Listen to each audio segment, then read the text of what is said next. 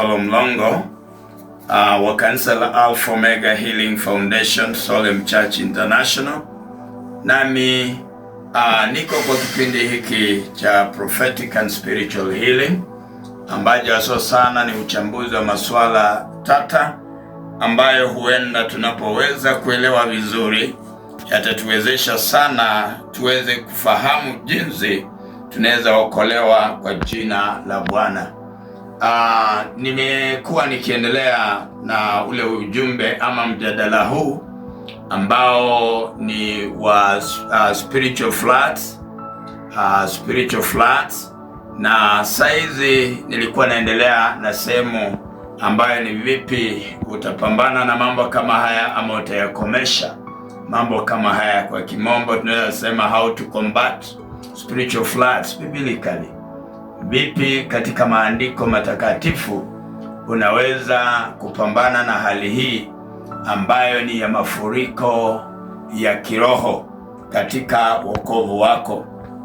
Niliweza kutangulia kidogo, nikaweza kukuchunia tu kidogo, lakini nitaanza kwa sehemu ya kwanza ambayo unaweza kufaulu kupambana na hali hii ya spiritual floods, mafuriko ya kiroho katika wokovu wako. Ni njia ya kuweza kunukuu ama kuweza kuelewa vizuri neno la Mungu. Ukielewa vizuri neno la Mungu, hautakuwa na shaka lolote la kuweza kupambana na hali hii ya mafuriko ambayo ni ya kiroho. Mpendwa, iwapo utalijua neno la Mungu na ukaenenda jinsi ya mapenzi ya neno la Mungu, basi wewe utashinda hali hii ya mafuriko yaliyo ya kiroho, na neema ya Mungu itakuwa pamoja nawe. Katika kitabu cha Mathayo sura ya 7 mstari wake wa 24, neno la Bwana likasema, basi kila asikiaye hayo maneno yangu na kuyafanya atafananishwa na mtu mwenye akili aliyejenga nyumba yake juu ya mwamba. Tunapoangalia wametumia neno maneno ni katika wingi, ikamaanisha kwamba mahubiri na mafundisho ya kila namna ambayo utayapata yanayoenenda kwa mapenzi ya Mungu ama kimaandiko ama jinsi Roho anavyotaka.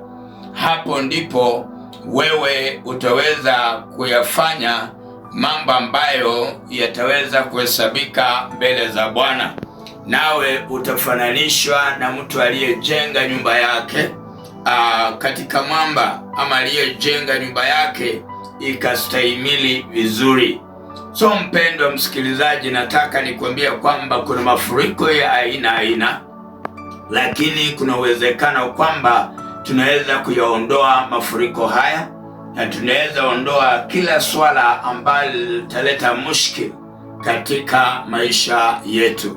So mpendwa msikilizaji, kulingana na maandiko kwamba utakuwa tuna akili ama mtu mwenye akili wakati ambapo unafanya mambo yanayompendeza Mungu, na ikiwa kwamba unalielewa neno la Mungu. Ukielewa neno la Mungu, hautachanganywa na wale watu wana roho za uongo. You cannot be cheated by the deceptive spirits. Wale watu ambao wanafanya mpaka mnakunywa mafuta ambayo inastahili yapake mili yenu yanaenda tumboni mwenu. Wale watu ambao wanafanya biashara nanyi vitambaa, mafuta wanayoita matakatifu na maji katika chupa mbalimbali, hawataweza kuwadanganya wala kuwahadaa kwa njia yoyote, kwa sababu mtakuwa mmelifahamu neno la Mungu. Na pia wakati kuna masuala yanaleta changamoto kubwa katika maisha yako, wakati umefahamu neno la Mungu, utajua kwamba shida ipo, lakini Mungu ataweza kukuneemesha na kufungua maisha yako, nawe mashaka haya hayatakushinda. So inastahili tuelewe kwamba iwapo utajijenga ama utajenga maisha yako kimaandiko, basi wewe hautatikizika na jambo lolote. You'll become unshakable. hautatikizwa na jambo lolote lile, ukijenga maisha yako katika njia ya kimaandiko. So mpendwa msikilizaji, nataka upate kuelewa kwamba kwa njia yote ile, iwapo wewe utaenenda kwa mapenzi ya Mwenyezi Mungu, basi maisha yako yatakuwa vema, na maisha yako yatakuwa yenye baraka, na maisha yako yatakuwa yenye ushindi, na neema ya Bwana itakuwa pamoja nawe, na utapata kubarikiwa kwa amani ya Mwenyezi Mungu. Basi wacha tuangalie sehemu ya pili, ni vipi unaweza komesha ama kushinda mafuriko ya kiroho. Inastahili kwamba kila wakati uchangamshe hali ya kiroho ama roho wa Mungu ndani mwako. Kila wakati uchangamshe ama uamshe hali ya kiroho ndani mwako, ama roho wa Mungu afanye kazi ndani mwako. Wakati unatawaliwa katika Roho Mtakatifu wa Mungu, utashinda mafuriko ya kila namna, kwa sababu Roho atakuonyesha mambo yanayokuja, mambo yaliyopo na mambo yaliyopita, na katika njia moja ama nyingine hautakuwa na mashaka mengi, kwa sababu neema ya Mungu itakukalia maishani. Wakati unakosa ufahamu wa kiroho, utachanganywa kwa kila namna. Mtu atakuambia mambo yatakayokuuzisha katika dhambi, nao utafikiria kwamba ni kawaida, kumbe huyu mtu anakupotosha. Ndipo mimi nakuja kukuelewesha kwamba ni vizuri uweze kuchangamsha ile roho ya Mungu ndani mwako, upate kuelewa masuala ya kiroho. Ni masuala gani hayambatani na roho wa Mungu, na masuala gani ambayo yanakubalika na roho wa Mungu, ili neema ya Bwana itakuwa pamoja nawe na utapata kufunguliwa. Ndipo nabii Isaya katika kitabu chake cha ukurasa wa 59 mstari ule wa 19, neno la Bwana likasema, basi wataliogopa jina la Bwana toka magharibi, na utukufu wake toka mawio ya jua. Maana yeye atakuja kama mkondo wa mto ufurikao, uendeshao kwa pumzi ya Bwana. Wanapoongelea kuhusu pumzi ya Bwana, wanaongelea kuhusu nguvu za Roho Mtakatifu. Unapokuwa na nguvu za Roho Mtakatifu, ama unapopokea ufahamu ule, jua kwamba neema ya Mungu itaweza kukukalia, nawe utaweza kushinda vita vyote ambavyo vitaweza kuja, ama changamoto zote ambazo utakutanika nazo. Ndipo wakasema kwamba wale waovu, wale wakora, wale ambao tazama wataiga mifano mibaya na kutaka kuchanganya imani ya wateule wa Mungu, basi watu hawa watakuja kuogopa. Wataangalia kwamba jina la Bwana lastahili kuabudiwa, na watajua kwamba wastahili kutumia udanganyifu wao kwa ajili ya kutega nyara mioyo iliyookoka. Na tena hao watu watajua kwamba nguvu za Mungu ni zaidi ya yale mafuriko ambayo unayaona katika changamoto za maisha yako. Basi msikilizaji, mahali ulipo, nataka nikueleze kwamba pumzi ya Mungu ina nguvu kuu zaidi, naye ina uwezo wa kubadilisha hali. Wakati unaelewa njia ya Roho Mtakatifu wa Mungu, tazama, Mungu atakupigania kinyume na mafuriko, kwa sababu nguvu zake ni zaidi ya mafuriko ya kawaida. Na ukielewa pumzi ya Mungu ama Roho wa Mungu, basi maisha yako yatakuwa rahisi, na utapata kuona kwamba kuna jambo ambalo Bwana wa neema ataweza kusaidia katika maisha yako, na Mungu wa amani ataweza kudhihirisha neema yake katika maisha yako, na utapata kufunguliwa kwa baraka za Mwenyezi Mungu. Wakati unafanya juhudi zako katika imani, msikilizaji mpendwa, jua kwamba Roho wa Mungu atakushukia. Na ni vipi Roho wa Mungu atakushukia? Lazima ukae katika maombi, na maombi haya si maombi tu ya kawaida, lazima uende zaidi ya maombi ya ziada. Hapo ndipo neema ya Mungu itakukalia maishani, nawe utaona baraka za Bwana. So tunataka tuelewe kwamba the Holy Spirit raises a standard against spiritual floods. Wakati umepokea Roho Mtakatifu wa Mungu, ndipo maandiko haya ambayo nimeyasoma yananena kuhusu pumzi ya Mungu. So unapoangalia hali hii ya pumzi ya Mungu, unapata kwamba Mungu wa neema anajua ni hali gani ataweza kupitishia ndani na ni vipi anaweza kukupigania ili upate kushinda uovu wote wa shetani ibilisi.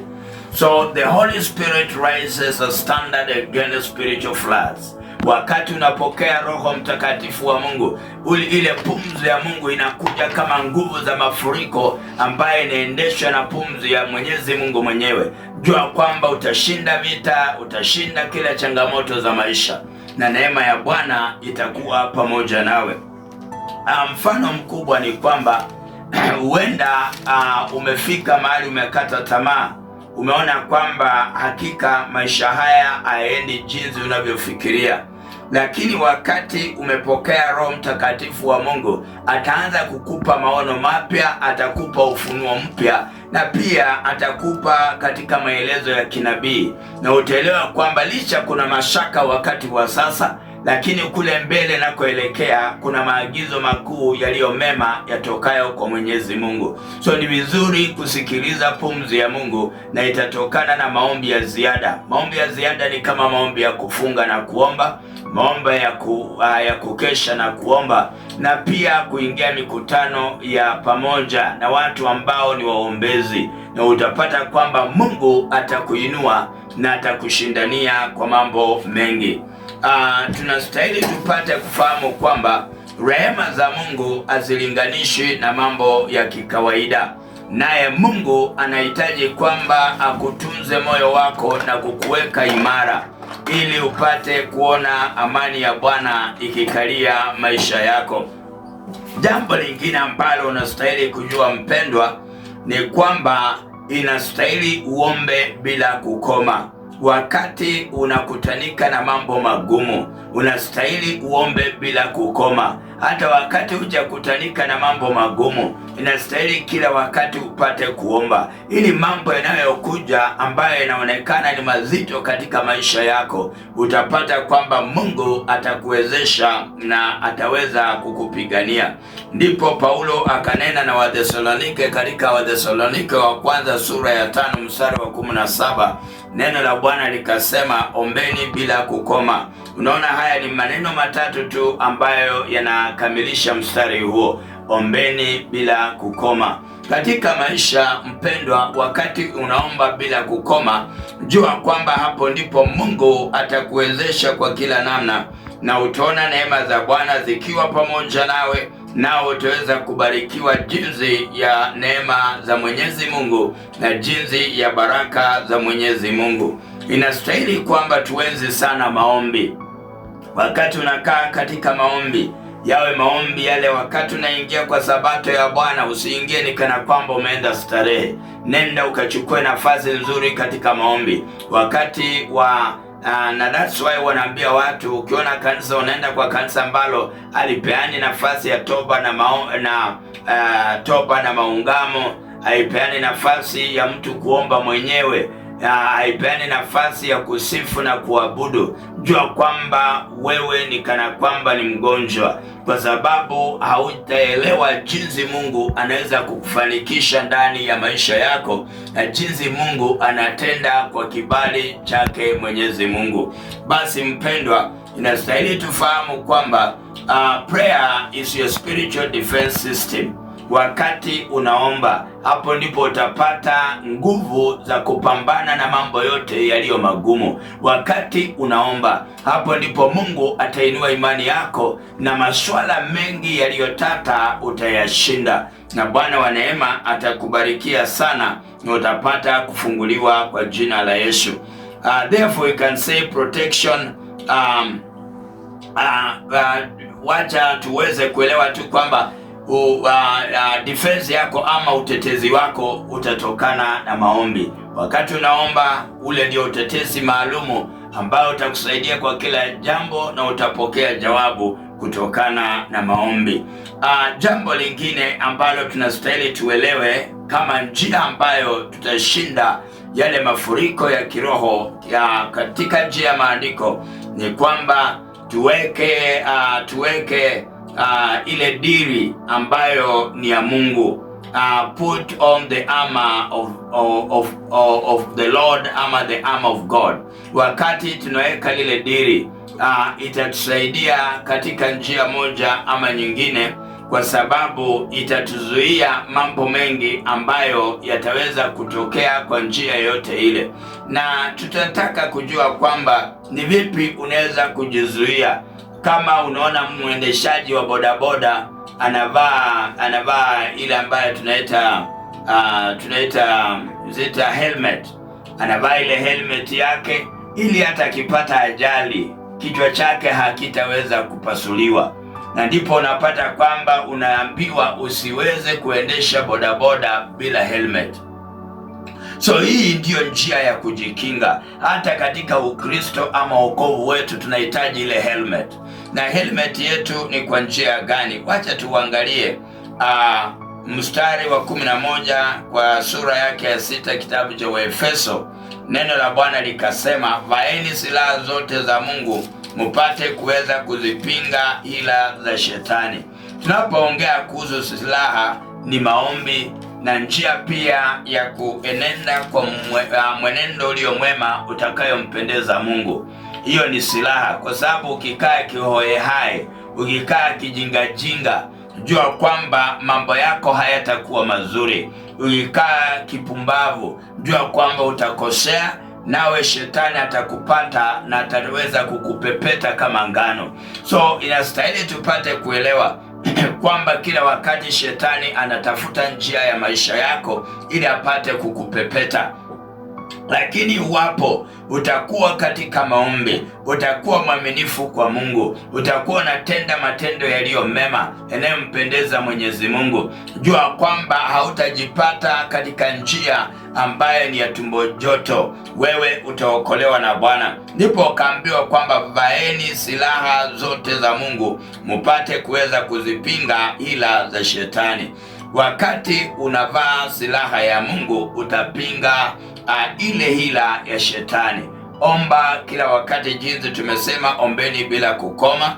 Jambo lingine, tabia zako ama desturi kwa ujumla zimpendeze Mungu. Hata mavazi unayovaa, ukiwa mtu mwanamke, vaa mavazi yanayokusitiri. Ukiwa mtu mwanamume, vaa mavazi yenye heshima.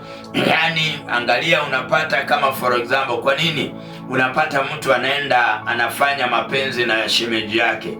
Wewe mwanamume unakaa uchi mpaka yale malaika yako yanaanza kumtamanisha shemeji yako. Kifua chako kiliundwa kwa ajili ya mkeo. Tumbo lile kuna sehemu ambayo ikionekana kwa mtu mwingine anachanganyikiwa. Unavaa kinyaza mbele ya watoto wako na kuona uchi wako. Basi lazima upate kufahamu kwamba kuna mtindo ambaye itampendeza Mungu, ambaye itakuondoa katika majaribu, nawe neema ya Mungu itakuwa pamoja nawe. Basi ukivaa mavazi ya kusitiri, wewe utakuwa umevaa silaha za Mungu. Wakati unatumia lugha nzuri iliyo ya heshima, umevaa silaha ya Mungu. Unapokuwa na mipaka katika matendo yako, unahakikisha kwamba umemakinika kwa kila hatua unayochukua, jua kwamba umevaa silaha ya Mungu. Unaposoma maandiko matakatifu ya Mungu, unajua kwamba ni vipi utaepuka mambo fulani ambayo huenda ikaleta hali tata katika maisha yako. Hiyo ni kuvaa silaha ya Mungu, na neema ya Bwana itakuwa pamoja nawe.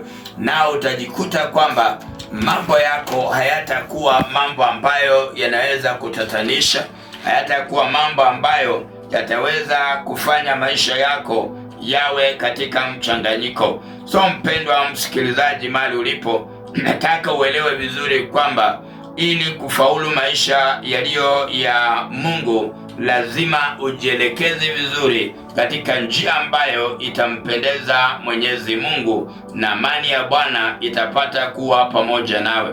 So msikilizaji mpendwa, iwapo utakaa katika njia ya Bwana, nawe Mungu ataweza kukutetea. So protection against every spiritual attack. Wakati unavaa ile silaha, you'll be protected against every spiritual attack. Wakati umejielekeza vizuri, alijua neno la Mungu na yale nimetaja awali, jua kwamba una ulinzi dhidi ya vile vita vya kiroho na maisha yako yatakuwa mema. So mpendwa msikilizaji, inastahili tuelewe kwamba katika njia kama hiyo basi Mungu ataweza kukutetea. Sehemu nyingine ambayo ni ya 5, tunastahili tuelewe jinsi tunaweza pambana na hali hii ya mafuriko ya kiroho, ni resisting the devil family. Wakati unajua kwamba huyu ni shetani, don't give the devil chance. Usipatiane shetani nafasi. Ni kana kwamba mwanamke unamjua kwamba ni kahaba, unajua kwamba hana mume, unajua kwamba yeye kazi yake ni kubadilisha wanaume, alafu anakuambia kwamba unipitie pale ukuje uombe na mimi. Anakuambia kwamba uje, nimeandaa chakula kwa ajili ya jioni. Yani utakula chakula cha bure wapi? Na unajua kwamba mwanamke huyu anabahatisha wanaume, na wewe ni mwanamume pia, uende unavutia kuliko wale wametangulia, na wewe unaenda macho makavu, unaenda unakula chakula usiku kwa nyumba ya kahaba. Unatarajia nini? So it's good that you must really resist the devil family. Mambo mabaya ni mabaya, mambo ya kuleta michafuko ni ya kuleta michafuko, mambo ambayo itakutia hadharani katika majaribu ni mambo ambayo haustahili upeane ruhusa, ili neema ya Mungu ipate kuwa pamoja nawe. Kumekuwa na cases ambazo unajua unapata ndugu moja anaishi labda kule Mombasa na familia yake inaishi kule maybe waja tuseme mfano wa Kitale hii, lakini unapata kwamba anaita shemeji wake wa kike, anasema njoo tukae na wewe nikikutafutia kazi. Na huyu shemeji ambaye anakuja ni mtu ambaye hata mitindo ya mavazi ni mibaya, lugha yake ni mbaya, tabia zake zimeoza. Alafu mtu unakaa na mtu kama huyu, utajipata kila wakati anajiweka ni kana kwamba hakujua, anajiweka uchi mbele yako. Mara nyingi anataka kukuja hata wakati ambao unastahili uwe umekaa katika amani yako. At the end of the day you'll find yourself in a seduction deal. At the end of the day you'll find yourself in an adulterous deal. So mpendwa msikilizaji, nataka nikwambie kuna mambo ambayo unaweza jikana na itawezekana if you don't stay with your family where you are. Najua kwamba madada zake mke wako si watu wamejitengeneza vizuri, si watu wana nidhamu, ama wewe mwenyewe unaangalia kwamba huwezi kujizuia wakati uko karibu na mtu wa kike. Ni vema ujitenge, ni vema ukatae kujiweka katika majaribu, na hiyo itakusaidia maishani. Tumepata hata makanisa mengine ambayo yanachagua wanawake viongozi katika nafasi zao, inachagua wanaume viongozi. Kuna makanisa ambayo mume anaweza kuwa mchungaji lakini mke wake hajapewa heshima yote ya uchungaji. Mume anaweza kuwa ni askofu lakini mke ni mtu wa kawaida. Kuna mume anaweza kuwa ni kasisi ama ni mwangalizi lakini mke wake hana nafasi yoyote. Hata unapata kwamba wakati mchungaji anatoka kwenda kufanya huduma nje, yeye anachukua mama assembly ama mama mchungaji mwingine. Kumekuwa na matatizo. Mume ni mtu wa kawaida lakini mke yeye ni mchungaji. Unapata katika kanisa ile pia kuna wachungaji wa kiume. So unapata mchungaji wa kiume ametoka na mchungaji wa kike na huyu si mke wake. Wanaenda labda kwa semina fulani ama kuweza kuongoza camp fulani. So inastahili kwamba tupate kujifahamu katika njia ya haki, ili neema ya Bwana iwe pamoja nasi na amani ya Kristo itakuwa nasi. Wakati unatoka na mtu asiye mkeo, unatoka na mume asiye mumeo, unapata kwamba kule nje sisi wachungaji, kuna wengine hata wake zetu si watu ambao wanaangalia maslahi ya waume wao vizuri. Na umejua wewe mama mchungaji, unaenda na mama mchungaji na wewe ni mume mchungaji, unaenda mahali anakuandalia maandalizi mazuri anakuonyesha upendo, anakuonyesha kwamba mambo yako shwari. Na wewe ukiangalia yale malezi unayopewa, unakumbuka kwako ulitoka kule, hata mwanamke hakukwambia enda kwa usalama.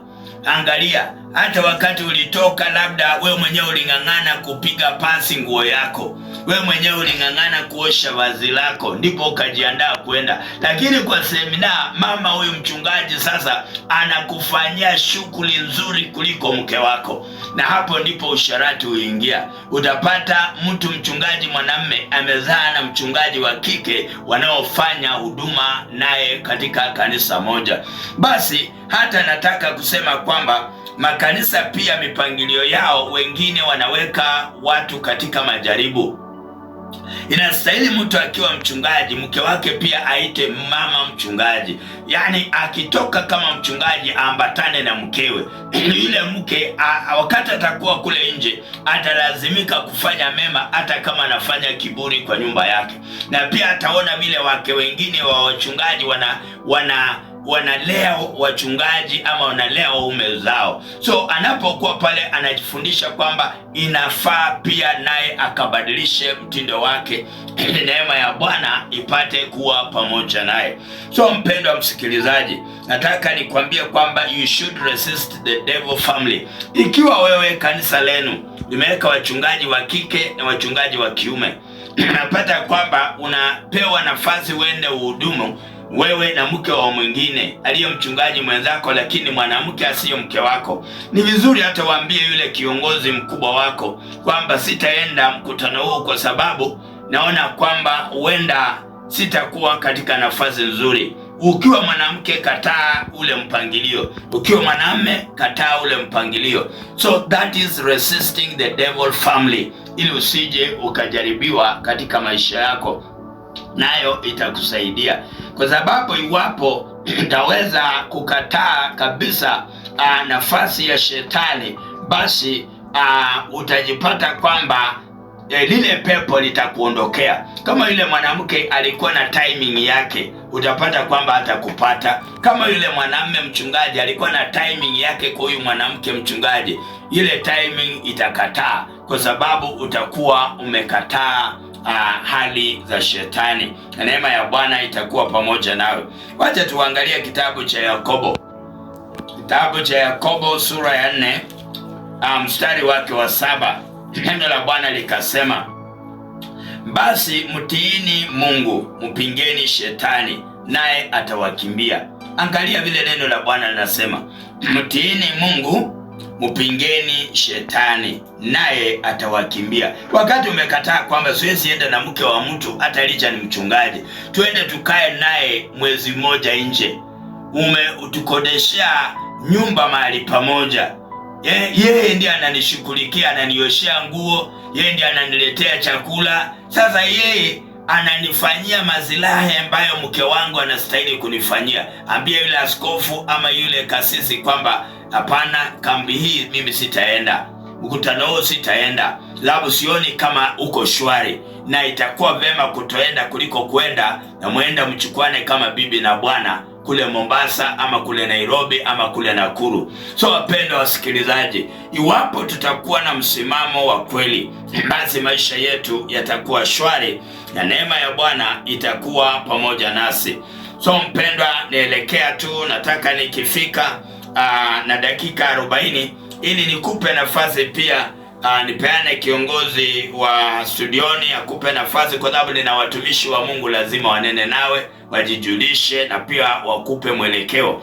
So nataka kuongezea tu sehemu moja, sehemu ya 6, ambaye ni kwamba inastahili upate kukaa ndani ya Kristo na uingie sana ndani. Ukae ndani ya Kristo na uingie ndani sana. Hapo itakuepusha mambo ambayo huenda ingeweza kukuletea kelele ama vibwanga vya aina na aina, ili neema ya Mungu ikapate kuwa pamoja nawe.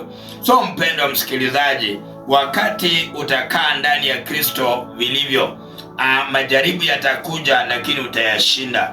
Kuna mambo yatakuja ya kutisha zaidi, but we have to understand that the Lord is a rescuer. is a deliverer. Wakati umejua kwamba umekaa katika Bwana, neema ya Bwana itakuwa pamoja nawe na utapata kufunguliwa. Nitasoma kwanza kitabu hiki cha Wakolosai sura yake ni ya 2 mstari wa 7 ili tuweze kuelewa kwamba neno la Bwana linatuelekeza kwa njia gani. Neno la Bwana likasema, wenye shina wenye kujengwa katika yeye, mmefanywa imara kwa imani, kama mlivyofundishwa, mkizidi kutoa shukrani. Angalia wanaposema wenye shina wanaongelea Yesu Kristo mwana wa Mungu. Iwapo utakuwa kwa shina lake na ukajengwa ndani mwake, basi utafanywa imara kwa imani. So ukiwa utachukua Kristo ukamkamata sawa sawa, utakuwa imara kwa imani na neema ya Bwana itakuwa pamoja nawe. Basi tunastahili tuelewe kwamba deep roots prevent spiritual collapse. Wakati umeingiza mizizi sawa sawa katika uokovu, itaweza kukuzuia kuweza kuingia katika hali ya mafarakano na Mwenyezi Mungu, na baraka za Bwana zitakuwa pamoja nawe, na Mungu wa neema ataweza kutetea maisha yako na utapata kufunguliwa kwa amani ya Kristo, na Bwana wa neema atakubariki sana.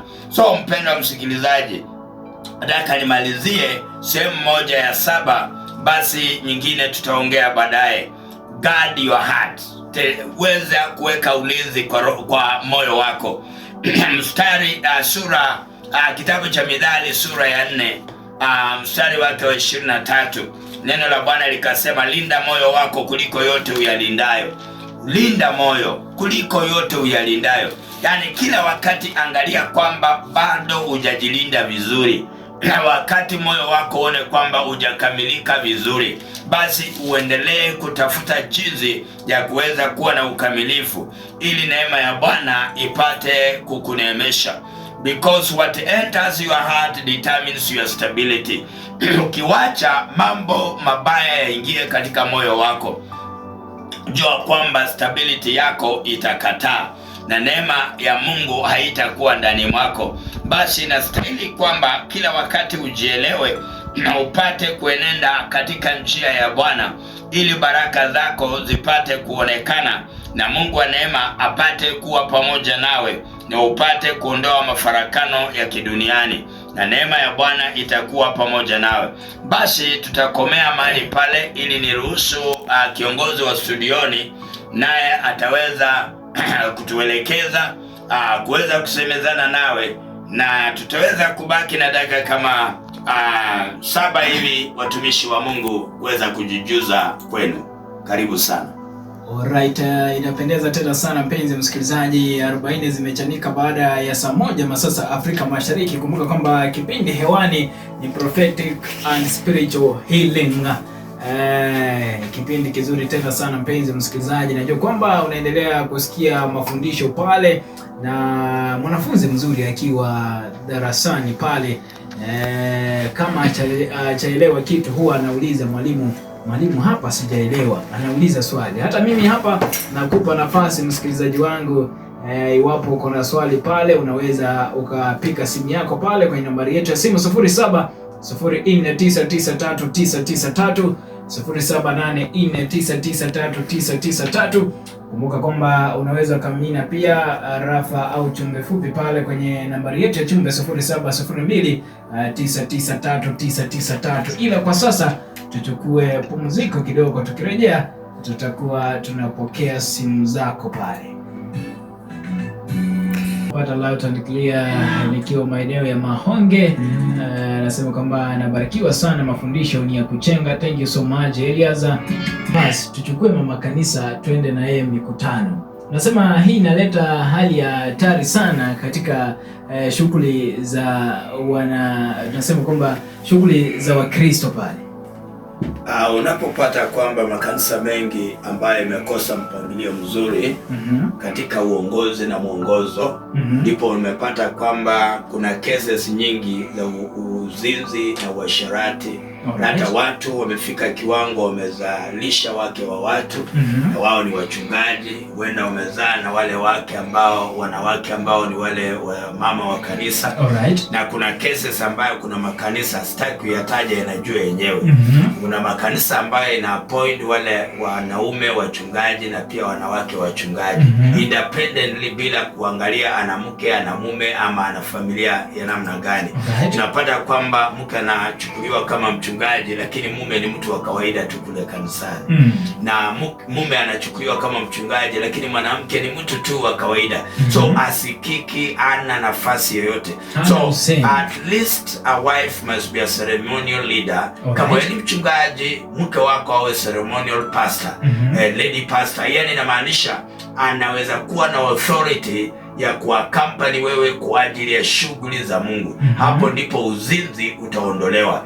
Lakini makanisa ambayo yamekosa mpangilio kama huo, mahali hapo ukienda utapata kuna mchungaji amezaa na mama fulani kiongozi. Utapata mke wa mtu ambaye ni kiongozi na mume yule hana uongozi wote, amezaa na mume wa mtu. Utapata yule mwanamume anasikitika, anakaa hata hana heshima. Kwa sababu nini? Huyu mwanamke anakutana na watu anaona anastahili kuheshimu, na anaporudi nyumbani anaona huyu mtu asiyo na hadhi yote hata kwa kanisa la Mungu nitamheshimu kwa ajili ya nini? So mambo kama hayo ni tata na yameleta dhambi nyingi kwa makanisa ya namna hiyo. So utaratibu ambayo naweza shauri makanisa ni kwamba maandiko matakatifu yanasema na askofu, shemazi na mzee wa kanisa awe ni mwanamume wa mke mmoja. So wakati maandiko yanasema hivyo, inapeana kwanza firstly tuelewe kwamba ni nani anastahili kuwa mchungaji ama nani anastahili kuwa askofu ama shemazi. Tukishaelewa hivyo, na tuangalie kwamba na mtu huyu atafanya kwa namna gani, kwa sababu gani wasema na awe mume wa mke mmoja. Na maanisha huyo mwanamke naye anastahili awe na hadhi fulani katika ile hekalu la Mungu. Huyu ni mchungaji, wacha aitwe mama mchungaji. Yani wanapoambatana na yeye kwa kazi ya Mungu, hakutakuwa na ujeuri, hatutakuwa na ufisadi wa namna yote. Nasema kwamba hali hiyo pia itakuwa inapunguza kwa njia moja au nyingine mafuriko ya kiroho pale. Exactly.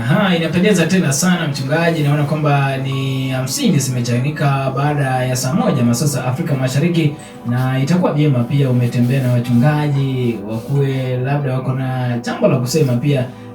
Itakuwa vyema wakisungumuza hapa studioni, manake ni mara nyingi wamekuwa kikuja tunawafungia nje, lakini sasa nataka niwape nafasi pia wasungumuze mambo mawili matatu, tuone kila ambacho wametupepea kwa dakika kama 3 tu. Asante sana wapendwa wasikilizaji, najua kwamba mmepata ujumbe huo, mafundisho ambayo ni hali ya juu. Tunawashukuru wote kufuatilia kipindi hiki, wote mlipo. Mungu amani azidi kubariki, azidi kupatia nguvu. Mimi kwa majina ni Alex Mahalen, mwokoka Yesu ni Bwana, na hudumu kwa nafasi ya Chief Reverend International. Mungu amani awabariki sana. Alright. Asifiwe msikilizaji. Nataka niwashukuru sana kwa ajili ya kutenga muda wenu kwa sababu ya kusikia kipindi hiki ambacho naamini ya kwamba ni cha manufaa katika maisha yenu. Naamini ya kwamba mtakapozidi kuendelea kukisikiza kipindi hiki, mtaweza kunufaika katika maisha yenu na mtakuwa na mafuriko katika wokovu wenu. Wacha Mungu amani awabariki. Majina naitwa George Amwai, ikiwa Chief Reverend Continent. Mungu amani awabariki. Alright. Amen. Bwana Yesu asifiwe. Wapendwa wasikilizaji popote mlipo, kwanza kabisa niwashukuru kwa kutenga muda wenu ili kwamba mpate kutegea kipindi hiki cha mafundisho ambayo yanakujia moja kwa moja kutoka hapa studioni. Naamini ya kwamba leo hii umebarikiwa zaidi na umejengeka zaidi kiroho, ili kwamba ukizidi kumakinika katika safari ya wokovu, maana tiketi ambayo itakuwezesha kufika pale uendako ama makusudio yako yalipo, ni lazima ukapate kuwa na ufahamu mzuri katika maandiko na hekima nyingi ambazo zitakuwezesha kuepukana na mitego ambayo Ibilisi huenda ameziweka kwa njia moja au nyingine. Kumbuka, mafuriko ya kiroho yanaweza kupata tu ikiwa haujapata kufanya maandalizi mazuri ya kiroho, Ikiwa hujapata kutenga muda wako mwingi kwa ajili ya kusikiza maandiko ama kufuatilia ibada za Mungu na kupata kufundishika kama inavyostahili, naamini ya kwamba leo hii umepata mafunzo yaliyo bora ambaye anaweza kukufanya kuwa Mkristo mtiifu, Mkristo mwaminifu katika kufuatilia sana hatua za kuitwa Mkristo na kufanana naye. Maana kuitwa Mkristo ni maana kwamba upate kufanana na Kristo katika matendo, katika mahusia yako na hata pia katika mtindo wako wa kimaisha. Bwana apate kukubariki sana, apate kukuinua. Mie kwa majina naitwa Dennis Kwemboirobe. Barikiwa sana. Nashukuru sana kwa ajili ya nafasi hii. Wasikilizaji, asanteni sana kuwa pamoja nasi katika kipindi hiki. Kwa majina naitwa Inea Mchika Masai, na hudumu kwa nafasi ya Chief Administrator katika kanisa la Mungu. Nashukuru askofu kwa ajili ya mafundisho, na ningependa kuarifu wasikilizaji wetu popote mlipo kwamba nyote mnakaribishwa katika hekalu la Mungu. Kanisa letu linaitwa Alpha Omega Healing Foundation Sodom Church International. Tunapatikana pale Luhuna, Matisi location, Matisi sublocation, Sapoti subcounty, Trans Nzoia County. Na nanena kwamba tuna matawi mengi katika nchi ya Kenya. Tuna matawi kule Nairobi, tuna matawi Kakamega, tuna matawi kule Kiambu, kule Bomet, hapa Trans Nzoia tuna matawi. Na ningependa tu kuchukua fursa hii kuwakaribisheni nyote katika ibada zetu. Kila siku ya Jumapili tunakuwa na ibada ambayo huanza saa 2 utamatika saa 7 kamili. Unaweza pata nafasi pia kutanika na kuabudu pamoja nasi pale kanisani. Siku ya Jumanne na siku ya Alhamisi unaweza pata fursa ya kutanika pamoja na mtumishi wa Mungu pale hekaluni kwa ajili ya kipindi ambacho ni cha unabii pamoja na maombi, na ni kipindi ambacho unapatana na mtumishi wa Mungu moja kwa moja. Una swali ambalo ni la kibinafsi ambalo hungependa kwamba liwe katika hadhara, utapata nafasi ya kuweza kuzungumza na mtumishi wa Mungu na ataweza kuelekeza zaidi katika maandiko na hata katika mafundisho. Uenda huko pale ungependa kwamba wewe ni mchungaji ama ungependa tuweze kufungua tawi katika eneo lolote lile katika nchi ya Kenya, popote ambapo upo, una hiyo nafasi, zungumza pamoja nasi kupitia nambari ambayo ni ya askofu. Utaweza kutufikishia ujumbe ofisi ya administration. Tutapanga pamoja nao jinsi hekalu la Mungu ama tawi ama branch ya kanisa assembly itaweza kupatikana maeneo yako, ili watu wengi pia waweze kupata fursa ya kuweza kupata mafundisho haya na neno ambalo ni la uhakika. Nambari ambayo utapata naye askofu ni 0708272229. Nitarejelea tena maybe kwa Kiingereza ni 0708272229, 0708272229. Wapo ungependa kuwasiliana na askofu kwa swali lolote lile kuhusiana na branch ya kanisa, ungependa kuingia kanisani siku ya Jumapili au mikutano ya katikati ya wiki, utaweza kupata fursa. Mwisho kabisa, pia pale kanisani kila siku ya Jumamosi kuamkia Jumapili huwa tunakuwa na mkesha ambao huanza jioni saa 2 kamili ya jioni na hutamatika asubuhi. Kwa hivyo unaweza kuwa umetoka mbali na jiuliza nitakuwa namna gani, unasema kuja jioni, itatamatika asubuhi, na pia utakuwa na fursa ya kushiriki katika ibada ya siku ya Jumapili. Kisha ikitamatika utakuwa na fursa ya kutanika na watumishi wa Mungu na utaweza kubarikiwa sana. Kwa hivyo wasikilizaji, asanteni. Kila siku ya Jumapili kuanzia saa 1 hadi saa 2 huwa tunakuwa hapa studioni kwa ajili ya mafundisho, na natumai kwamba yale mafundisho yamekuwa ya manufaa kwetu kama sisi watumishi ambao tunatembea pamoja na mtumishi wa Mungu. Huwa tunabarikiwa na hata tumebarikiwa zaidi. Mungu akaweze kuwabariki sana. Nitarejelea majina ni Inea Mchika Masai na hudumu kwa nafasi ya Chief Administrator International. Asante. Amen. Amen. Mchungaji, tunaona kwamba tumesalia na dakika kama 3 hivi. Itakuwa vyema pia, kuna wale watu ambao wako na mafuriko ya kiroho. Kuna watu wako na mafuriko yamejaa, lakini hawajui kwamba yametokea kwa maisha yao. So itakuwa vyema mchungaji, unapotamatisha kipindi hiki uweze kuwaweka kwenye maombi. Kuna wale ambao pia wako na matatizo tofauti, kuna wale ambao wanaugua nyama zao za mili. Jioni hii mchungaji, unapotamatisha itakuwa vyema pia uweze kuwaweka kwenye maombi. Mpendwa msikilizaji, mahali ulipo, nitakumalizia tu katika kitabu cha Waebrania sura ya 10 mstari wa 23 kwamba namlishike sana ungamo la tumaini letu isigeuke, maana yeye aliyeahidi ni mwaminifu. Tujue kwamba Mungu ni mwaminifu, tushike ungamo na lile ambalo ni la tumaini. So mpendwa msikilizaji, mahali ulipo, nataka nikwambie kwamba mafuriko ambayo umepatana nayo, kwa sababu huu ndio mwisho wa maelezo haya ama ujumbe huu, na ninapokuja nitakuja na ujumbe mwingine mwafaka. Tumieni ile nambari ambayo umepewa na administrator wetu. Mnaweza ongea nami baada ya studioni na hata kwa siku zingine ambazo siko hapa studioni. Basi ningependa kuomba na wewe ambaye kuna mambo yamekuhangaisha kwa njia moja ama nyingine, ili Bwana kurehemu mahali ulipo na upate kuwekwa huru kwa jina la Yesu Kristo. Wacha tuamini na tuombe. Baba, ninakushukuru Mungu wa ajabu, uliye mtetezi wa watu wako, jinsi ya uweza wako, amani na nguvu zako. Wewe Mungu fanikishaye watu wako jinsi ya uweza wako, Mungu wa rehema. Fungulisha watu wako ambao wamefurukiwa na mambo ya changamoto mbalimbali katika maisha yao. Kuna wale ambao wamepata mateso makuu katika ndoa zao. Kuna wale ambao tazama, walijaribu biashara lakini wakaenda hasara nyingi ikawacha katika madeni. Kuna wale ambao tazama, wameweza kuburukwa na hata wale watu ambao ni wa jamii yao wakakosa amani katika maisha yao. Kuna wale ambao tazama, waliweza kurogwa, wamehangaika na magonjwa, wameweza kupotoka kwa njia zao, wakawa na mahangaiko makali sana.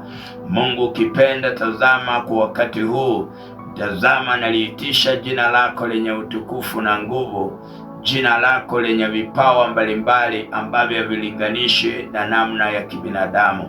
Katume malaika wako kazingire watu hawa na kuwaponya na kuwarehemu katika jina la Yesu. Pingamizi zote za ibilisi shetani ninazikemea katika jina la Yesu Kristo. Baba, kaguse kila mmoja kwa shida yake. Baba, amefika amekata tamaa katika maisha yake. Bwana, ukatetee maisha yake, ukambariki na kumrehemu. Weza wako ukashuke kwa waumini hawa na hata wasikilizaji hawa, kwa jina la Yesu Kristo Baba nimeomba, amen. Asante Yesu.